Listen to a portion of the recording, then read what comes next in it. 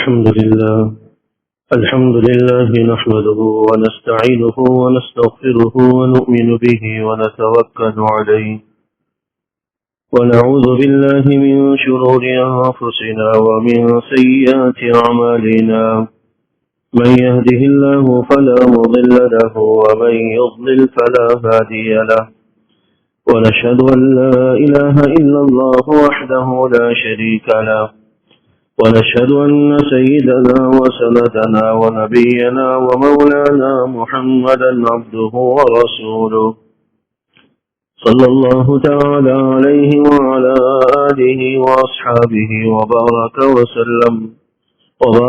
وسلم تسليما كثيرا أما بعد فأعوذ بالله من الشيطان الرجيم بسم الله الرحمن الرحيم قل أفرأيتم ما تدعون من دون الله إن أرادني الله بضر هل هن كاشفات ضره أو أرادني برحمة هل هن ممسكات رحمته قل حسبي الله عليه يتوكل المتوكلون صدق الله العظيم وصدق رسوله النبي الكريم ونحن على ذلك لمن الشاهدين والشاكرين والحمد لله رب العالمين.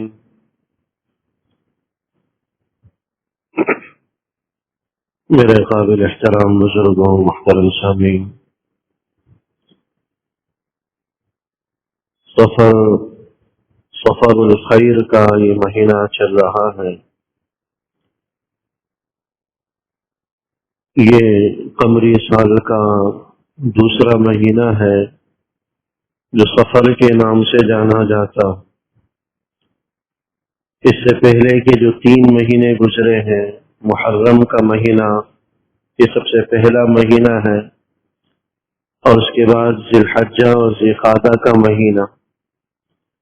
یہ تسلسل سے 3 مہینے وہ تھے جو ان 4 مہینوں میں شمار ہوتے ہیں جن کو قرآن نے منہا اربعۃ حرم فرمایا. یہ 4 مہینے ایسے ہیں جو بڑے احترام والے ہیں. ان 4 مہینوں میں یہ 3 مہینے تو تسلسل سے ہیں، محرم کا مہینہ اور اس سے پچھلا والا ذی الحجہ کا مہینہ اور اس سے پچھلا ذی القعدہ کا مہینہ. اسی طرح ایک مہینہ رجب کا مہینہ ہے جو رمضان اور شعبان سے پہلے آتا. تو یہ 3 مہینے تسلسل سے وہ گزرے جو قابل احترام سمجھے جاتے تھے. زمانہ جاہلیت کے اندر اسلام کی آمد سے پہلے سے ہی ان کا احترام اور مقام عربوں کے اندر اتنا احترام وہ ان مہینوں کا کرتے تھے کہ عرب کے لوگ جن کی گھٹی میں پڑا ہوا تھا آپس میں جنگ و جدال کرتے رہنا اور آپس میں الجھتے رہنا، قتل و غارت غری عام تھی، لوٹ مار بھی عام تھی. لیکن جب یہ مہینے شروع ہو جاتے تو آپس میں جنگ بھی بند کر دیتے تھے، لوٹ مار بھی روک دیتے تھے اور قتل و غارت غری بھی ترک کر دیتے تھے. کیونکہ ان مہینوں کو وہ قابل احترام سمجھتے تھے اور ان کے احترام میں ہر قسم کا لڑائی جھگڑا انتشار، ہر قسم کی جو ہے قتل و غارت غری بند ہو جایا کرتی تھی. لیکن جیسے ہی یہ 3 مہینے گزر جاتے، سفر کا مہینہ شروع ہو جاتا تو دوبارہ سے اپنی اس پر طبیعت پر آ جاتے، جنگوں کے لیے نکل جاتے، قتل و قتال کے لیے نکل جاتے. جو مرد حضرات ہیں وہ سب کے سب اپنے گھروں کو خالی کر دیتے تھے، اپنے گھروں سے نکل جاتے اور لڑائی جھگڑے میں مشغول ہو جاتے. اس لیے سفر کے مہینے کو سفر کہا جاتا ہے کہ اس میں عرب کے لوگ اپنے گھروں کو خالی کر دیتے تھے، قتل و غارت گری اور لڑائی جھگڑے میں مشغول ہو کر اپنے گھروں کو بالکل خالی کر دینا یہ سفر کہلاتا تھا. یہ صفر سے ہی نکلا ہے، بالکل خالی ہو جاتے. اس مناسبت سے اس مہینے کو سفر کہا جاتا تھا.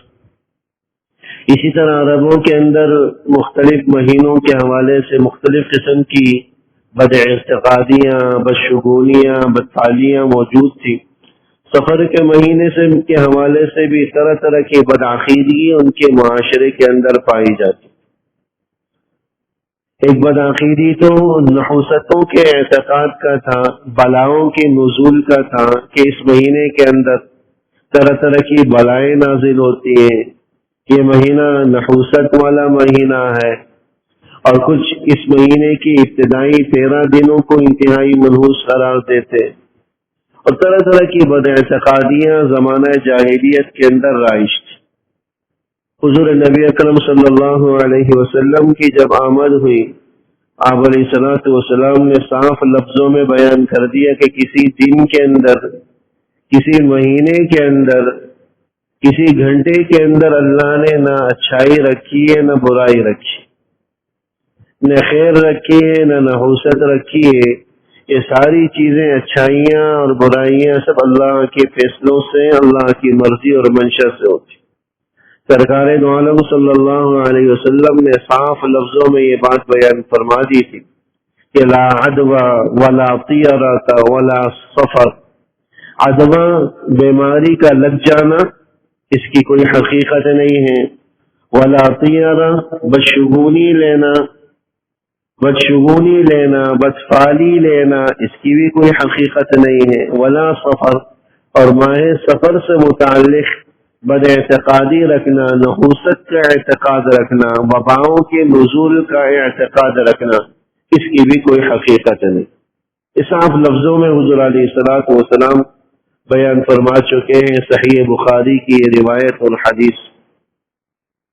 تو زمانہ جاہلیت سے حضور علیہ الصلوۃ والسلام کی دنیا میں تشریف آوری سے پہلے ہی ان مہینوں کے اندر طرح طرح کی نحوستوں اور بدشگونیوں کا اعتقاد، اور اللہ معاف کرے آج اگرچہ اسلام مکمل اپنے آب و تاب کے ساتھ ہے، جتنی افرادی اعتبار سے کثرت مسلمانوں کی اس زمانے میں ہے، شاید اس زمانے میں بالکل بھی نہ ہو۔ اسلامی تعلیمات بھی عام ہیں، کتابیں بھی عام ہیں، نہ اس زمانے میں کتابوں کا وجود، نہ اسلامی تعلیمات اس قدر کثرت کے ساتھ، سب کچھ کے عام ہونے کے باوجود بھی ایسے کثرت کے ساتھ لوگ موجود ہیں جو ان مختلف مہینوں کے حوالے سے طرح طرح کی توہمات کا، طرح طرح کی بدشگونیوں کا اور طرح طرح کی بد اعتقادیوں کے قائل آج بھی موجود۔ اور ایسا نہیں ہے کہ جو دین سے دور ہیں صرف انہی کے اندر یہ بدشگونیاں اور بد اعتقادیاں ہوں، جو دیندار حضرات ہیں ان میں بھی طرح طرح کی بدشگونیاں، بد اعتقادیاں مختلف مہینوں کے حوالے سے پائی جاتی ہیں اور موجود، خصوصیت کے ساتھ خواتین کے اندر تو توہمات کا مرض ایسا ان کی طبیعت میں بیٹھا ہوا ہے کہ الامان والحفظ، وہ توہمات اور طرح طرح کی بدشگونیوں سے باہر ہی نہیں آتی، ہر چیز کے اندر کوئی نہ کوئی بدشگونی ہے، ہر چیز کے اندر توہم پرستی ہے جو ان کے مزاج کا، طبیعتوں کا ایک حصہ بن چکا ہے۔ اللہ حفاظت فرمائے۔ تو جبکہ اسلامی تعلیمات عام بھی ہیں، حضور علیہ الصلوۃ والسلام کی ارشادات بھی کھلے لفظوں ہمارے درمیان موجود ہیں، اسلامی علوم بھی موجود ہیں، اسلام کی تعلیمات بھی ہیں، قرآن کے احکام بھی ہیں، لیکن اس سب کے باوجود بھی ہم بدشگونیوں اور بد اعتقادیوں اور توہم پرستی سے باہر نہیں نکل پاتے۔ محرم کا مہینہ آتا ہے، لوگوں نے اس کو حرام کا مہینہ بنا دیا، اس کو نحوست والا مہینہ بنا دیا کہ بھئی ہر چیز حرام، شادی حرام، خوشی بیاہ کی تقریبات حرام، خوشی منانا حرام، مسرت کا اظہار کرنا حرام، طرح طرح کی بدعقیدیاں موجود ہیں۔ اور سفر کا مہینہ تو ہے ہی لوگوں کے نزدیک نحوست والا مہینہ، حالانکہ احادیث مبارکہ میں ہمیں بتلایا گیا کہ سفر الخیر ہے، یہ خیر کا مہینہ ہے، یہ بھلائی کا مہینہ ہے، نہ کہ نحوست کا مہینہ، یہ خیر اور بھلائی کا مہینہ ہے، اللہ نے بنایا ہے، نحوست کا مہینہ نہیں ہے، بدشگونی توہم پرستی کا مہینہ نہیں ہے جو ہمارے ذہنوں میں بیٹھے۔ طرح طرح کی وباؤں کے اور مصیبتوں کے نازل ہونے کا اعتقاد لوگوں کے دماغ میں، بلکہ ایک کتاب میں پڑھا کہ 70,000 وبائیں اس مہینے میں نازل ہوتی ہیں. اب ان کو پتہ نہیں کیسے پتہ چلا، کسی حدیث میں اور قرآن میں یہ چیز موجود نہیں. لیکن لکھنے والے نے لکھا کہ 70,000 وبائیں اس مہینے میں آسمان سے نازل ہوتی، جس کا نہ قرآن و حدیث میں کوئی سر پیر بھی نہیں ہے، کوئی اس کا وہ بھی نہیں ہے کہ بھائی بندہ کہیں سے استدلال کر سکے، کوئی وجود تک ہی نہیں. لیکن یہ اعتقادات لوگوں میں موجود ہیں. سفر کی ابتدائی 13 دنوں کو اور لوگ 13 تیزی کے نام سے جانتے ہیں کہ اس کے اندر ہر چیز کے اندر بہت زیادہ نحوست آ جاتی. اور سفر کے آخری مہینے کے آخری بدھ کو اور اس کے اندر جو ہے مٹھائی بانٹنا اور طرح طرح کی بدعقیدگیوں کا رواج آج بھی موجود. جب وہ سفر کا مہینہ نکلنے لگتا، بہت سے لوگوں نے تو حدیثیں بھی گڑھ لی. ایک مشہور حدیث کہیں پڑھی کتاب کی، کسی صاحب نے ایک پمفلیٹ کے اندر نشر کر دی کہ من بشرنی بخروج سفر بشرتہ بالجنہ، کہ جو مجھے سفر کے مہینے کے ختم ہونے کی خوشخبری سنا دے میں اسے جنت کی خوشخبری سناتا. جو مجھے یہ بتلا دے کہ سفر کا مہینہ اب رخصت ہونے والا ہے تو میں اس کو جنت کی خوشخبری سناتا ہوں. یہ حدیث کے نام پر کوٹ کی جا رہی ہے، حدیث کے نام پر لوگ بیان کر رہے ہیں. حالانکہ اس قسم کی من گھڑت بات کا حدیث کے ساتھ کوئی تعلق نہیں. کسی مستند حدیث کی کتاب کے اندر بھی موجود ہے. اگر کہیں ہے تو علماء کا اتفاق ہو چکا ہے کہ یہ گھڑی ہوئی حدیث ہے، من گھڑت حدیث ہے، موضوع حدیث ہے، حقیقت سے اس کا کوئی واسطہ نہیں.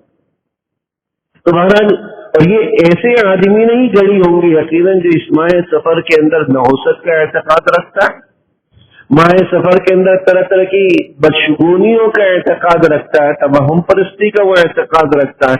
ایسے ہی لوگ اس قسم کی خرافات پر مبنی باتوں کو گڑا کرتے. تو کسی مہینے کے اندر اللہ جل شانہ نے کوئی تاثیر نہیں رکھی. کسی مہینے یا دن کے اندر کوئی بات اگر رکھی بھی ہے تو اللہ جل شانہ کے حکم سے آتی ہے. یاد رکھیے اللہ کے حکم کے بغیر کسی چیز کے اندر کوئی اثر نہیں. سفر کے علاوہ مختلف چیزوں کے اندر توہم پرستی کے ہم لوگ آج بھی قائل ہیں. توہم کا معنی یہ ہوتا ہے کہ کسی چیز کے اندر ایک ایسی تاثیر اور اثر کا اعتقاد رکھنا جو اللہ نے اس کے اندر نہیں رکھی. بلی کالی بلی راستہ کاٹ لے، لوگوں کا اعتقاد ہے کہ بس اب اس کام کے اندر جس کام کے لیے جا رہے تھے نحوست ہی نہیں کرنا چاہیے. یہ آج بھی موجود ہے. بلی کے آنے جانے سے کوئی اللہ جل شانہ نے اس کے اندر کچھ بھی تاثیر نہیں رکھی. کسی کی آنکھ پھڑکنے لگ جائے، مشہور ہے کہ اب کچھ نہ کچھ واقع ہوگا، سیدھی ہو تو اچھی بات پیش آئے گی، الٹی آنکھ پھڑکے تو کوئی بری بات پیش آئے گی. رات کے وقت جھاڑو لگانا، رات کے وقت ناخن کاٹنا، اس کے اندر بھی لوگوں نے بدعقیدگی رکھی ہے کہ بھائی جھاڑو لگاؤ تو گھر میں جھاڑو لگ جاتی. کنگھی الٹی پھیر لینا، چپل کا الٹا ہو جانا، یہ ساری چیزوں کے اندر لوگوں نے اعتقادات باندھ رکھے. حالانکہ ان کا قرآن و حدیث کے ساتھ، اسلامی تعلیمات کے ساتھ کوئی جوڑ نہیں ہے، کوئی واسطہ تک نہیں. بلکہ ایک صاحب سے سنا کہ اگر آگے سے ایمبولینس گزر جاتی ہے تو بھی راستہ واپس کر لیتے تھے اور سمجھتے تھے کہ اس کے اندر بھی نحوست. میت کو غسل لینا، میت کی چیزوں کو استعمال کرنا، اس کے کپڑے چھوٹ گئے ہیں، اس کی استعمال کی چیزیں چھوٹ گئی ہیں، لوگ ان کے اندر بھی طرح طرح کی بدعقیدگی کا ذہن رکھتے. حالانکہ وہ وراثت کے اندر داخل ہو جاتا. مرحوم سے کی استعمال کی ہر چھوٹی بڑی چیز وہ وراثت کے اندر داخل ہے، وارثوں میں تقسیم کی جائے گی. کسی ایک وارث کا مرضی سے اس کو صدقہ کر دے گا یہ بھی شرعاً جائز نہیں. الہی کے تمام ورثہ عاقل بالغ ہوں اور خوشی کے ساتھ وہ اجازت دے دیں تو گنجائش، ورنہ اس کو پھینک دینا، کسی غریب کو دے دینا، اس کی بھی اجازت نہیں ہے. وہ بھی وارثوں کی وراثت کے اندر داخل ہو کر تقسیم ہو جائے. تو کئی طرح کی بدعقیدگی ہے جو ہمارے معاشرے کے اندر رائج ہے اور اس کا آج بھی ہم اعتقاد لیے ہوئے بیٹھے. امراض کا لگ جانا، بیماریوں کا لگ جانا، اللہ کے رسول فرماتے لا عدویٰ، کسی بیماری کے لگ جانے کے اندر بھی کوئی حقیقت نہیں. اگر کسی کو لگتی ہے تو وہ اللہ کے حکم سے لگتی. اگرچہ علماء اس کا مطلب یہ نہیں بتلاتے کہ ایک بیماری دوسرے کی طرف منتقل نہیں ہوتی زیادہ احتیاط نہیں کرنی چاہیے، مطلب نہیں ہے اس حدیث کا. ایسا ہو سکتا ہے کہ ایک بیماری دوسرے میں منتقل ہو جائے اور جو بیماری دوسرے کو لگ جائے، بہت سارے امراض کے اندر یہ چیز ہوتی، لیکن اس کا یقینی اعتقاد رکھنا کہ باہر صورت کی بیماری لگے گی، اللہ چاہے نہ چاہے، یہ غلط چیز. جب تک اللہ کی مرضی نہیں ہوگی وہ مرض دوسرے کی طرف منتقل نہیں ہوگا. عربوں کے اندر بھی یہ سوچ عام تھی کہ بیماری لگ جاتی ہے. ایک عربی بدو آ کر حضور سے کہتا ہے کہ بھائی یہ خارج ذرا اونٹ ہے، لہذا میں نے اس کو سارے اونٹوں سے الگ رکھا ہوا ہے لیکن اس کی بیماری دوسرے میں منتقل نہ ہو جائے. تو حضور نے فرمایا کہ اچھا یہ بتاؤ کہ پہلے کو بیماری کہاں سے لگی؟ اگر بیماری منتقل ہونے کا اعتقاد ہی صحیح ہوتا تو پہلے کو بیماری کہاں سے لگی، اس کو کس سے منتقل ہوئی، اس کے اندر ہی بیماری کیسے پیدا ہو گئی؟ اگر بیماری واقعتاً منتقل ہو اس کو تو کہیں سے منتقل نہیں. سب سے پہلا فرد جس کو بیماری لگی اس کو کہاں سے آئی؟ بیماری پیدا کہاں سے ہوئی، اس کا وجود کہاں سے ہوا، اس کا آغاز کہاں سے ہوا؟ یقیناً اللہ جل شانہ کے فیصلے سے، مرضی سے ہوا. ظاہری سبب کچھ بھی ہو سکتا ہے. تو اس لیے صاف لفظوں میں فرمایا کہ نہ بیماری کا ایک جگہ سے دوسری جگہ لگ جانا، اس کا اعتقاد رکھنا، اس کی کوئی حقیقت نہیں. اور بدشگونی کی بھی کوئی حقیقت. یہ جو طرح طرح کی بدشگونیاں جن کی میں نے بطور مثال کچھ باتیں میں نے بیان کر دی. لوگ بدشگونی اور جو ہے نا بلاؤں سے بچنے کے لیے اس مہینے کے اندر طرح طرح کی حرکات کا بھی ارتکاب کر رہے ہوتے. کئی خواتین میں رائج ہے کہ وہ چنے کی جو ہے نا وہ چھوٹی چھوٹی تھیلیاں بنا کر تقسیم کر رہی. چنے تقسیم کرنے کے اندر یہ اعتقاد رکھ دیا لوگوں نے کہ بھائی ایسے غم کے موقع پر یا بلاؤں کے موقع پر چنے تقسیم کیے جائیں. چنا کسی کے جنازے کی جو ہے نا وہ ہو رہی ہے، قرآن خوانی ہو رہی ہے، اس میں لوگ چنے تقسیم کر رہے ہوتے. اب چنوں کا اس کے ساتھ کیا تعلق ہے، کیا لنک ہے، یا اس کا کیا جوڑ ہے، اس کا کچھ قرآن و حدیث سے کوئی اتا پتہ نہیں، کوئی سر پہ نہیں. لیکن چنوں کو ان کے ساتھ خاص کر دیا. اس ماہ سفر کے اندر بھی چنوں کی تقسیم کو عام کر دیا. وہ چنوں کی عادت کے جو شوقین لوگ ہیں شاید ان کے مزے ہو جائیں گے، مفت پہ چنے مل رہے ہیں، ورنہ اس تقسیم سے نہ وبائیں ٹلتی ہیں نہ وبائیں آتی ہیں. یاد رکھیں،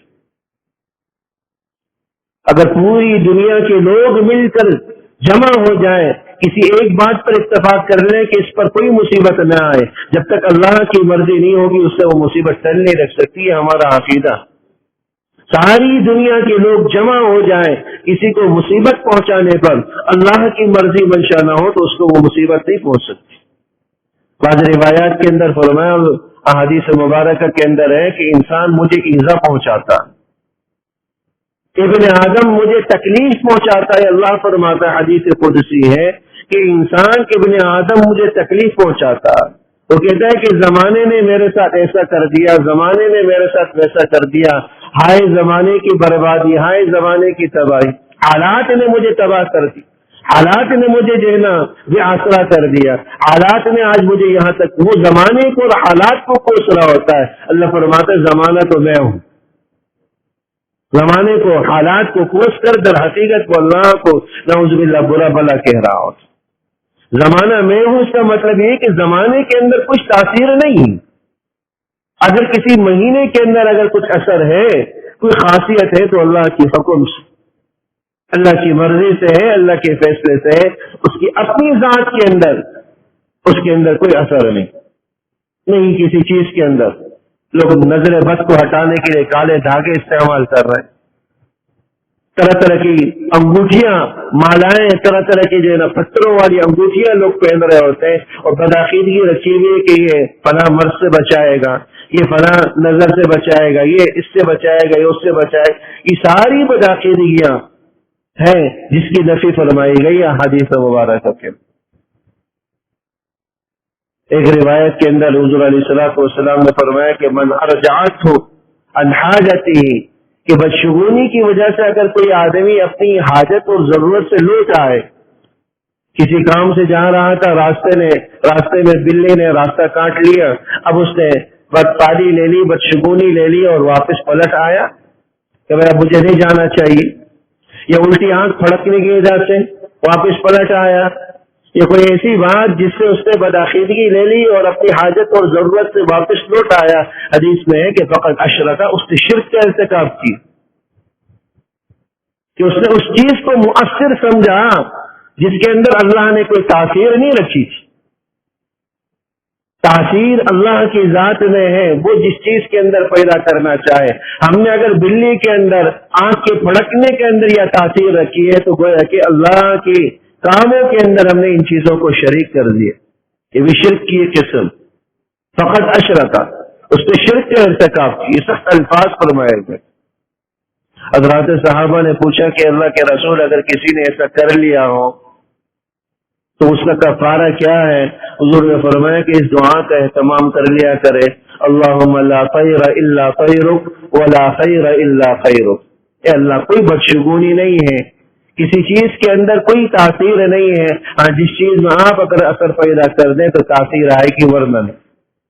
ولا خیر الا خیرک، اے اللہ آپ نے کسی چیز کے اندر کوئی خیر بلائی نہیں رکھی، جس چیز کے اندر آپ نے رکھی ہے بس اسی کے اندر ہی خیر ہے، اس کسی چیز کی اپنی ذات کے اندر کوئی خیر نہیں ہے، کوئی بلائی نہیں ہے، کوئی تاثیر نہیں۔ اللہم لا خیر الا خیرک ولا خیر الا خیرک، اللہ کسی چیز کے اندر کوئی نحوست نہیں اور کسی چیز کی اپنی ذات کے اندر کوئی خیر اور بھلائی نہیں مگر آپ کے پیدا کر دینے سے، آپ کے پیدا کر دینے سے چیزوں کے اندر اثرات۔ یہ بدعقیدگی جو مختلف مہینوں کے حوالے سے ہماری یہاں رائج ہے، اس کی اصلاح کی ضرورت۔ ستاروں کے اندر تاثیر کے قائل ہونا، مختلف برجوں کے اندر جو ہے طرح طرح کے اعتقادات رکھنا، ہاتھ کی لکیروں کے اندر طرح طرح کے اعتقادات رکھنا، یہ سب شرک کی شکلیں۔ حدیث میں فرمایا ہے جو کسی نجومی کے پاس یا کسی کاہن کے پاس جائے تو اس نے گویا کہ اللہ کے ساتھ کفر کا ارتکاب کیا، اپنے سارے کیے کرائے پر اس نے پانی پھیر دیا۔ ہاتھ دکھانے کے لیے کسی کے پاس چلے اور اس پر اعتقاد رکھ رہا۔ اخبارات کے اندر تو طرح طرح کے مضامین چھپتے ہیں، ایسے مضامین پڑھنا بھی جائز نہیں۔ آپ کا ہفتہ کیسا رہے گا، یہ مہینہ کیسے گزرے گا، علم رمل اور علم جوہر، ستارہ شناسی، اس قسم کی بدعقیدگی پر مبنی مضامین آج بھی ہمارے اخبارات کی زینت بنتے ہیں۔ لوگ اہتمام کے ساتھ اس قسم کے مضامین پڑھ رہے ہوتے، نہ کسی ستارے کے اندر کوئی تاثیر ہے، نہ لکیروں کے اندر کوئی اثر ہے۔ میرے دوست، صرف اللہ کی پیدا کر دینے سے چیزوں کے اندر تاثیرات، جو مختلف قسم کی تفہم پرستی پر مبنی باتیں ہیں، ان کی اصلاح کی ضرورت۔ نہ اس مہینے کے اندر کوئی وبائیں نازل ہوتی ہے، نہ نحوستوں والا یہ مہینہ ہے، اور نہ اس سے بچاؤ کے لیے کچھ کرنے کی ضرورت ہے۔ توبہ و استغفار کا اہتمام کا معمول پورے سال رکھیں اور اس قسم کی لغویات پر مبنی باتوں اور اعتقادات سے خود کو بچیں۔ اور اس کو ان اعتقادات سے اپنے آپ کو بچانے کا فائدہ کیا ہوگا؟ حدیث مبارک کے اندر آتا ہے، اللہ کے رسول صلی اللہ علیہ وسلم فرماتے ہیں کہ میں نے دیکھا کہ میری ایک جماعت نے آسمان کے سارے کناروں کو ڈھانپ لیا۔ یہ بڑی جماعت ہے جس نے آسمان کے سارے کناروں کو ڈھانپ لیا۔ میں نے پوچھا کہ یہ کون لوگ ہیں؟ تو فرشتوں نے کہا کہ اللہ کے رسول یہ آپ کی امت کے لوگ ہیں، اور یہ امت کے وہ لوگ ہیں، یہ وہ لوگ ہیں ہم الذین لا یتطیرون ولا یسترقون ولا یستوون وعلی ربہ یتوکلون۔ یہ وہ لوگ ہیں جو بدشگونی نہیں لیتے، یہ وہ لوگ ہیں جو بدشگونی نہیں لیتے، بدفعلی نہیں لیتے، نہ نحوست کا اعتقاد رکھتے ہیں، اور نہیں داغ کے ذریعے۔ پہلے زمانے میں ہوتا تھا کہ لوہے کی اور سلاخیں گرم کر کے علاج کیا جاتا تھا، اس کو کئی عربی زبان میں کہا جاتا۔ داغنے کے ذریعے علاج بھی نہیں کرتے، جاڑ پھونک کے اندر بھی اعتقاد نہیں رکھتے۔